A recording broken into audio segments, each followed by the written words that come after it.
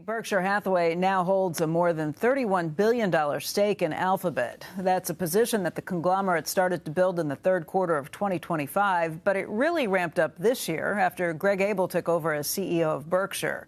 In fact, just last month, it added $10 billion as part of a private stock purchase of those Alphabet shares. Now, there's been a lot of speculation as to who decided to purchase those shares, with many pointing to the stake as a sign of how Greg Abel will be putting his mark on the Berkshire portfolio. I asked Buffett whose idea it was to buy the tech giant. I initiated it. I mean, I normally wouldn't give you an answer on something like that, but I will because, I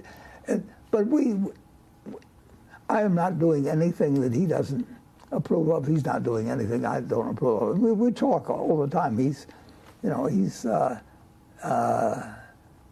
Well, every day. I mean, but he is the decider. And getting back to Alphabet or Google, it's probably number 5 or 6. Well, I thought it was number 3 if you consider the $10 billion private placement that would go along with that, because that would put it north of $31 billion. Yeah, but we've got the Burlington Northern Railroad, which is certainly worth far more money than that. So you're counting fully owned companies as well. You know, I mean, we are always making the choice between whether we'll buy marketable securities or the company. We look at them the same way. There are some minor exceptions to that. We can't set dividend policy, for example, if we don't own it. But the chances of those being material, the important thing is to buy a good business and to buy it on the right terms and to get a right person to run it. Okay, but you've quickly grown a north of $30 billion investment in Alphabet. That puts it, in terms of those companies that you own pieces of, behind only Apple and American Express. So Coca-Cola would be smaller, Bank of America would be smaller? It's kind of close. But if you take Coca-Cola, which we've owned, 45 years, whatever it may be, we don't have a thing to do with running that business, but it's a very good business. And when I say a very good business, I mean something that you can expect to earn high returns on capital over a long period of time. Now, the question is, when you get into Google, or any of the AI companies, you're putting out huge amounts of money. And I can put huge amounts of money into government bonds and get, 20 or 30 or 40 billion dollars a year in terms of payments from them. So a good business is one that earns a lot more than and has prospects of continuing to earn a lot more than the returns on essentially riskless investments, which you could define as treasuries. But if you take something like American Express, most of the banks earn 13, 14% on capital.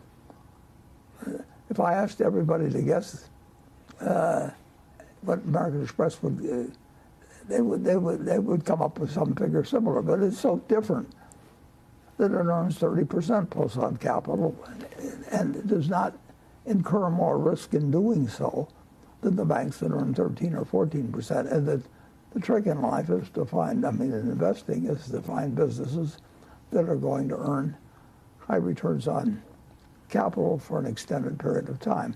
And that's what happened with Berkshire for a long period of time.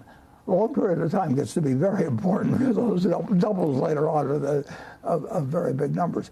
But Charlie Munger, my partner for decades, he just pounded the idea that it wasn't a good business just because it was doing sexy things or whatever it might be, but if it wasn't earning real cash that it would or be expected to do it in a very short period of time, and just be able to distribute it if it wanted to. Better yet, if it could reemploy it as a business, it was even better than one that had the ability to earn high returns, but you couldn't deploy the excess capital of those returns. Okay, let me ask you, though.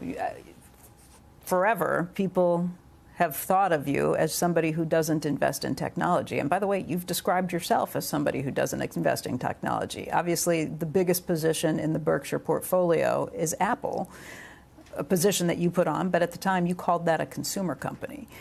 Google, you just called an AI company. So what happened? Google, the real question with Google and all of its competitors now, because they're all laying out hundreds of billions. I mean, they're big capex spenders. So, yeah, and that's real money. I mean, if our railroad were to lay out 300 million or billion or 200 billion, you know, that kind of money wasn't even put in the railroad business, you know, in terms of developing it. So, and that's the game they're playing now. They weren't playing that game with computer software. No, so when they were asset light, you didn't like them, and the markets loved them. Now that they are I made a mistake. Spending heavily on capex, a lot of shareholders don't like them as much because I they don't. think they're more likely to be a winner based on the record than probably 90% or 95% of what gets merchandised through Wall Street, because Wall Street is interested in whether they can sell something. And I can't recall a report on Wall Street that really gets into the internal rates of return that a business is actually earning. Now, what's more important than what a business is earning? But they ask all these questions about what will happen next quarter, or you know, or, it's just, it's ridiculous. But you know, investing is coming up with, well, probably as close to the most successful long-term investor was Rockefeller, but look at what oil and gas has done over 150 or a couple of hundred years. So he kept compounding at a very good rate, not as good a rate as Geico would have achieved in his early years, because it's easier to do when you're small. Getting to do it when you're large is, you got the whole world looking at you, trying to figure out, you know, how come those guys are doing it, we're not doing it. Why do you like Alphabet above all others, and what made you initiate this position? What was the eureka moment? I would say that I don't like it as well as at least 4 or 5 other businesses that we own.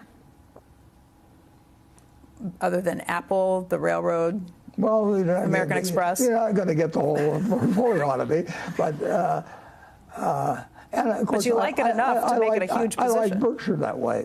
Yeah. I mean, Berkshire earned high returns on capital without. I'm not talking about using the tricks of leverage or that sort of thing. I'm talking about.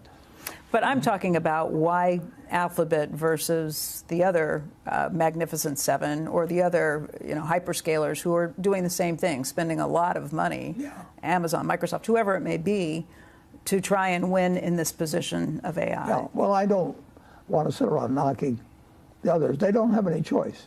Yeah. You know, to spend like this, you mean? They're now playing a game in many cases or in some cases, where they're playing a game they don't want to play.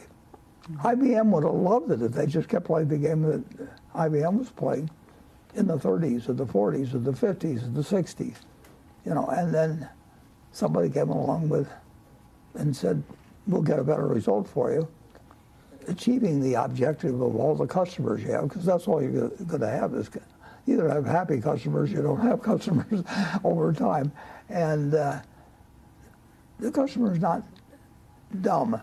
Wall Street can be very dumb, and in terms of they can dream, but a guy with a grocery store can't dream. I mean, I worked at my grandfather's grocery store, and we saw, well, we had one store in 1869, and we had one store in 1969, and other people were earning high returns on capital, some on a national scale. A&P, which people don't associate with anymore. In the 1930s, I mean, they were number one, enemy number one of trust busters in Washington, and they had a very, very, very good hand, and that hand disappeared. So it's a different game, and you like this game, you understand this game more than you understood the game they were playing before. Is that fair to say? There's all kinds of games I don't understand. Sure. Yeah. But this game. Why should I expect to make money in all kinds of things I don't understand? But that's what I'm getting at. What do you understand about this game at this point? Because most people would say he's never going to buy any technology stocks, and I think you've said the same thing yourself in the past. Yeah, but I've done it. And actually, one of the most successful companies I was associated with, going back to 1958, we started a company called Data Documents. Right. We started Data Documents because a couple of pals of mine read in the paper that IBM had settled an antitrust suit by divesting. They had to divest 50% of the capacity of what was their best business. And everybody knew it was their best business. Now, it so happens it ran out after 10 or 15 years, and I knew some of the people that caused it to run out. But if you have a wonderful business, you are going to be subject to attack. So it's not a question of whether it was wonderful yesterday. It's the question is how long is it going to be wonderful?